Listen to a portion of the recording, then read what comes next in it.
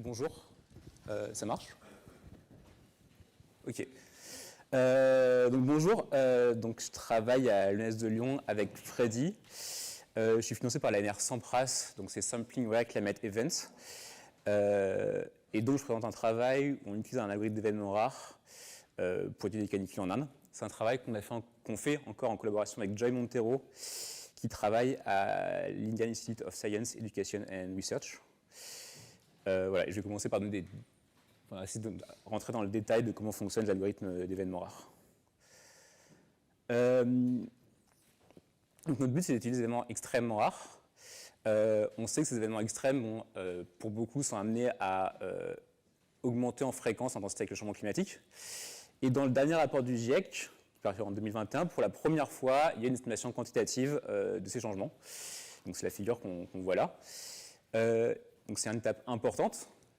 Et ça a été fait pour des événements qui ont un temps de retour de 10 ou 50 ans.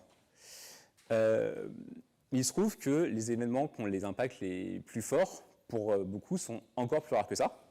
Donc, par exemple, la canicule 2003 est sans précédent depuis au moins 500 ans. Donc, pour s'intéresser aux impacts, on cherche à étudier des événements extrêmement rares, encore plus rares, avec un temps de retour de plusieurs siècles. Donc c'est un travail où j'étudie l'Inde. Pourquoi l'Inde? Alors c'est une région qui est soumise à un risque important de l'augmentation des canicules avec le réchauffement climatique. Et c'est aussi les canicules aux basses latitudes sont moins étudiées que celles des moyennes latitudes de l'hémisphère nord.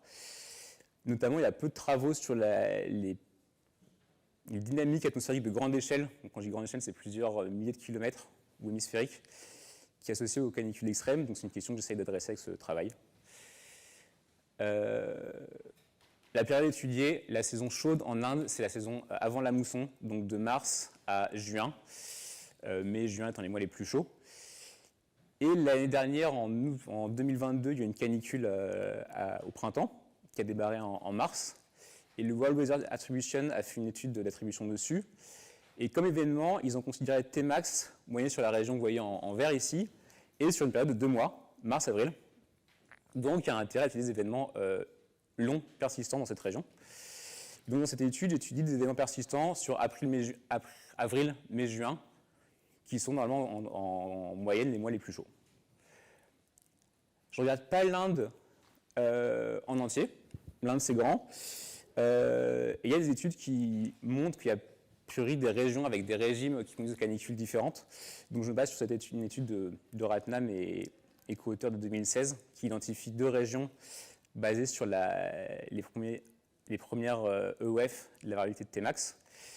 Et il se trouve que ces régions coïncident aussi avec, ce que vous pouvez voir en haut, ici, des régions où la mortalité attribuée aux canicules est la plus élevée. Donc les régions que j'utilise dans mon modèle, j'utilise un modèle, c'est les 2 régions que vous voyez là. Le modèle que j'utilise s'appelle PLASIM. Donc c'est un modèle de complexité intermédiaire qui est développé par l'Université de Hambourg. Donc c'est un modèle de circulation générale qui résout des équations primitives, mais qui a une paramétrisation simplifiée qui lui permet de tourner beaucoup plus vite qu'un modèle top niveau type modèle du GIEC. Il a une résolution qui est qui est celle-ci, qui est assez grosse, mais a priori suffisante pour étudier des dynamiques à très grande échelle. Alors j'utilise dans une configuration couplage sol-atmosphère. Alors là, il y a une limite importante, c'est que du coup, c'est pas l'océan, il n'y a pas de variabilité. Donc on ne capture pas ENSO, qui est quelque chose qui est connu pour être important pour les canicules en Inde. Mais l'avantage, c'est que ça tourne très vite.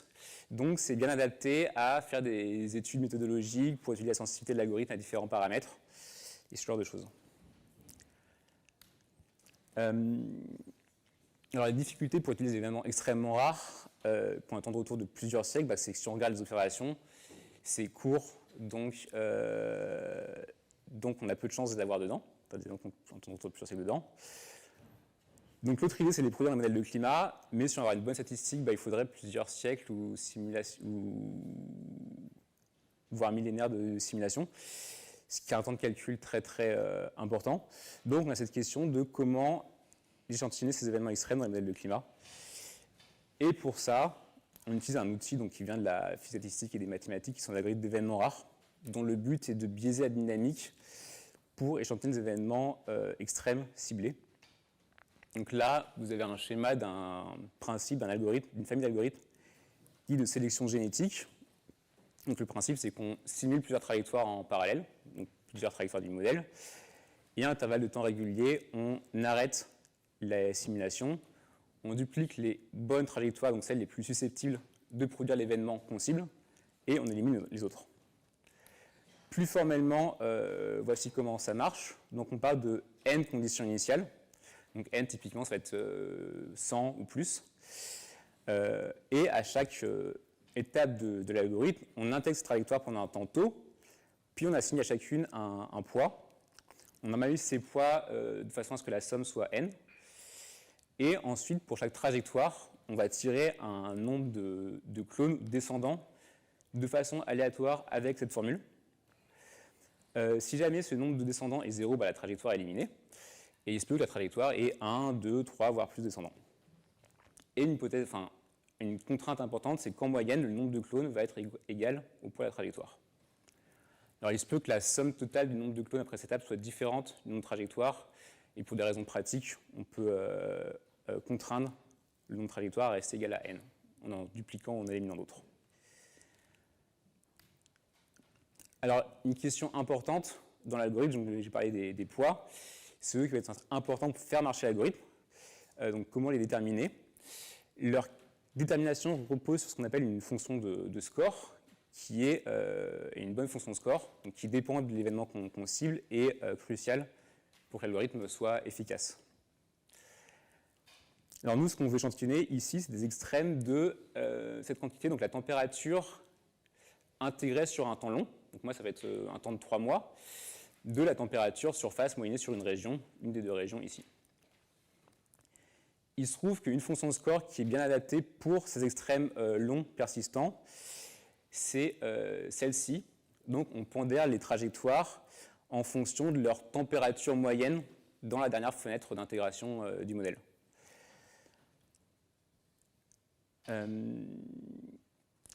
Donc vous avez ici des exemples de trajectoires, différentes trajectoires avec leurs descendants et celles qui sont éliminées. Il y a un paramètre important ici qui est un paramètre K qui va contrôler la pression de sélection qu'on met sur les trajectoires. Donc plus K est élevé, plus on va sélectionner une trajectoire qui a une température élevée. Donc vous voyez ici le comportement pour deux valeurs différentes de K. Dans le premier cas, il y en a beaucoup qui survivent jusqu'à la fin. Dans le deuxième cas, il n'y en a que 3. Et donc, quand on fait une première expérience de l'algorithme, on a besoin d'avoir un ordre de grandeur de quelle valeur de K on veut utiliser, qu'on peut obtenir comme ça. Donc, si on vise, il faut se donner une cible. Donc, on vise ici des événements qui ont une amplitude A. Et si on fait une hypothèse gaussienne, simplifie de dire que la distribution de A tilde suit une distribution gaussienne, on peut voir par analyse dimensionnelle qu'on a une valeur optimale de K qui est celle-ci. Alors, on sait comment on a biaisé la probabilité de chaque trajectoire ici qu'on obtient à la fin. En fait, là, on peut débiaiser cette probabilité, on obtient une probabilité qui est celle-là. Donc, on a un ensemble de trajectoires avec une probabilité qui n'est pas uniforme sur cet ensemble. Mais comme on connaît les probabilités, on peut reconstruire des courbes de temps de retour. Ce qu'on voit ici, donc j'ai en rouge et en vert les courbes qui correspondent aux deux expériences avec des valeurs de K différentes. En bleu, une courbe d'un très long run de contrôle de 8000 ans. Et en jaune, une courbe d'un run de contrôle de 2000 ans qui a été utilisée comme condition initiale pour l'algorithme. Et on voit que ici, les événements en rouge vont bien au-dessus de non seulement du run de contrôle de 200 ans, mais aussi au-dessus de 8000 ans. Alors ensuite, on voit que des fois, il y a des petits écarts entre la courbe de l'algorithme et celle du run de contrôle. On peut se demander comment avoir un intervalle de confiance sur la courbe qui vient de l'algorithme. Alors pour ça, on peut faire simplement des simulations d'ensemble. Donc on répète l'expérience avec différentes conditions initiales indépendantes. Donc ici, j'ai 6 courbes de temps de retour qui viennent de 6 expériences différentes. Et on peut ensuite interpeller sur un même vecteur de temps de retour et calculer ici, par exemple, la moyenne et l'écart type. Et on voit que si on regarde la moyenne, ça colle très bien au run de contrôle entre des durées de 80 ans et 800 ans. Là, on a un écart, mais ici, le run de contrôle peut aussi avoir beaucoup de variabilité pour les événements les plus extrêmes. L'intérêt de l'algorithme, ce n'est pas seulement de calculer des probabilités, mais comme on échantillonne effectivement les événements les plus extrêmes, on peut aussi construire des cartes composites avec. Mais alors là, j'ai un aveu à faire, c'est comme on a disposé d'un run de contrôle long de 8000 ans pour regarder les canicules, j'ai commencé par utiliser ça. Donc les cartes que je vais vous montrer viennent de ce run de contrôle, et il manque un pièce dans le puzzle qui est de regarder les cartes composites qui viennent de l'algorithme pour comparer leur significance avec celle du run de contrôle. 2 minutes, d'accord. J'ai presque fini. Alors on peut regarder par exemple, qui est a priori le plus intuitif, les analyses de la température de surface de l'air. On voit ici, donc là c'est la canicule, donc la région en bleu clair ici, et celle-là ça correspond à la région en violet. Alors là on voit qu'on a des anomalies beaucoup plus fortes pour la région sur l'est de l'Inde. Si on regarde la climatologie, on voit que la région nord-ouest est beaucoup plus chaude. Alors ça c'est très modèle dépendant, il y a des biais dans le modèle. Autre chose qu'on peut regarder, c'est la hauteur de géopotentiel.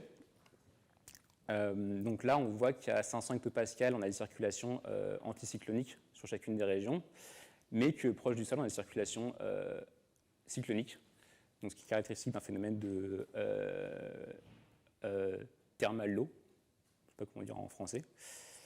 Et enfin, on peut regarder aussi les circulations à grande échelle. Notamment, ce qui est intéressant ici, c'est qu'on voit, on a une onde quasi-stationnaire qui va de l'océan Atlantique Nord jusqu'au nord-ouest de l'Inde. Voilà, et je laisse les conclusions là et je m'arrête ici. Merci. Merci. Merci Clément. Est-ce que vous avez des questions pour Clément? Oui, Caroline? Merci beaucoup, c'est très intéressant. Je me demandais juste si ce wave pattern stationnaire en bon français, comme tu dis, il est aussi noté dans les observations, dans d'autres études? C'est difficile de comparer avec les observations. J'ai pas regardé j'ai regardé une carte composée de la canicule de 2002, je ne l'ai pas vue exactement. J'ai pas regardé des cartes composites sur d'autres canicules. Par contre, en regardant des cartes de corrélation entre la hauteur du géopotentiel et la température sur cette région, je vois des patterns similaires. Voilà. Mais la question de l'adéquation entre le modèle et les observations est assez question qui me travaille en ce moment. D'autres questions? Oui, Anne-Laure?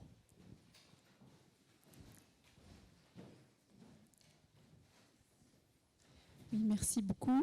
Je voulais savoir si tu avais un moyen, ou si tu l'avais déjà fait, je ne sais pas, mais de comparer avec ce que donneraient des estimations ou des prévisions par des modèles max stables, les processus max stables, c'est-à-dire sans faire l'hypothèse, pas du tout avec le même type de simulation des événements rares, etc., mais avec les modèles théoriques d'événements extrêmes spatiaux. Max stable, je ne vois pas, mais est-ce que tu penses aux distributions de valeurs extrêmes généralisées, c'est ça?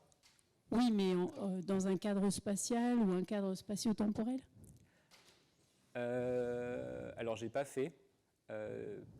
Je voulais faire avec des comparaisons avec des fils de GeV, je n'ai pas encore fait ça.